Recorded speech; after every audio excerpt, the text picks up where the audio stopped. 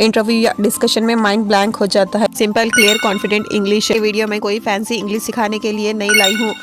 Be honest with me. आप English समझते हो लेकिन बोलने में हेजिटेशन होता है। इंटरव्यू या डिस्कशन में माइंड ब्लैंक हो जाता है और आप सोचते हो मेरा इंग्लिश यूपीएससी के लायक नहीं है। अगर हाँ तो एस्पिरेंट्स ये वीडियो आपके लिए ही है, क्योंकि मैं आज आपको बताऊंगी इंग्लिश बात करने का सबसे सिंपल रियलिस्टिक तरीका, बिना ग्रामर बुक्स के और बिना किसी प्रेशर के। So hello everyone, welcome back to my channel.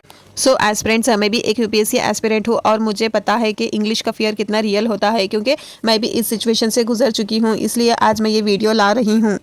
So aspirants, ये वीडियो मैं कोई फैंसी इंग्लिश सिखाने के लिए नहीं लाई हूँ। ये वीडियो बस यूपीएससी यूजफुल इंग्लिश के लिए है। Simple clear confident English.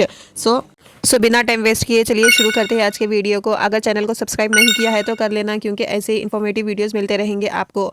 तो सबसे पहले समझते हैं एक पुरानी मिथ को तोड़ के, जो कि है इंग्लिश स्पीकिंग का मतलब फास्ट बोलना या बिग वर्ड्स को यूज़ करना। सो एस्पिरेंट्स, नहीं, इंग्लिश स्पीकिंग का मतलब होता है clear thinking plus simple sentence. So aspirants, मैं आपको एक एग्जांपल के साथ समझाती हूँ जिससे कि आपको क्लियर हो जाएगा। सो पहला सेंटेंस है, I would like to elucidate my multifaceted perspective. और दूसरा सेंटेंस है, I think this issue is important because. So aspirants, आप देखिए दोनों सेंटेंस में आपको कौन सा सिंपल और इजी लग रहा है, क्योंकि फर्स्ट सेंटेंस तो looks hard and second sentence देखिए आप कितना सिंपल क्लियर है, जो कि यूपीएससी मांगता है, और यूपीएससी इंटरव्यू में सेकेंड आंसर ही ज़्यादा पावरफुल होता है। अब समझते हैं point number 2, stop speaking start thinking, very important. So aspirants, most beginners यही गलती करते हैं, वो डायरेक्ट बोलना स्टार्ट कर देते हैं और फिर स्टक हो जाते हैं, जुबान लड़खड़ाती है और बोलने वर्ड्स नहीं निकलते। इसलिए आप सिर्फ एक चीज़ कीजिए, स्पीकिंग से पहले थिंकिंग स्टार्ट करो इंग्लिश में।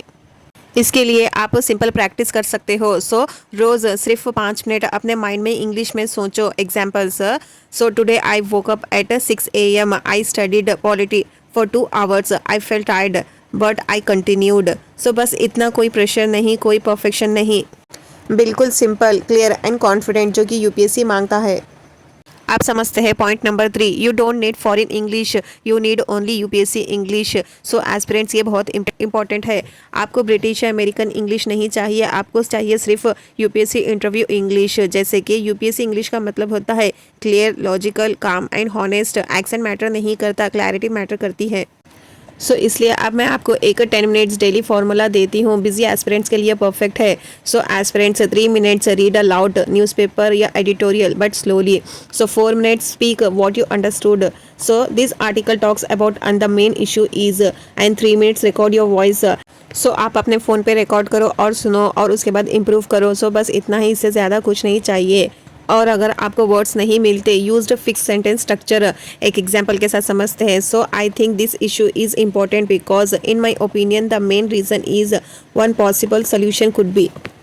सो एस्पिरेंट्स, यूपीएससी आंसर्स और इंटरव्यू दोनों में ये सेंटेंस काम आते हैं। सो अब एक हॉनेस्ट बात बताती हूँ। सो आप गलती करोगे, ग्रामर मिस्टेक्स होगी और ये बिल्कुल नॉर्मल है। So even IAS officers makes mistakes. Difference ये होता है, they speak with confidence. Perfect English नहीं, कॉन्फिडेंट इंग्लिश चाहिए। इसलिए आप जब भी बात करो कॉन्फिडेंस से बात करो, और अगर आप रोज़ थोड़ा थोड़ा इंग्लिश यूज़ करोगे तो 30 से 40 दिन में आप खुद डिफरेंस फील करोगे। सो इंग्लिश आपका एनिमी नहीं है, ये सिर्फ एक टूल है और टूल सीखा जा सकता है। और अगर आप चाहते हो कि मैं step by step English speaking series start करूं तो कमेंट में ज़रूर बोलिए, और अगर वीडियो यूजफुल लगा हो तो लाइक, शेयर एंड सब्सक्राइब करिए। यूपीएससी एस्पिरेंट को एक दूसरे की हेल्प करनी चाहिए। So aspirants, remember simple English, clear thoughts and strong confidence. See you in the next video.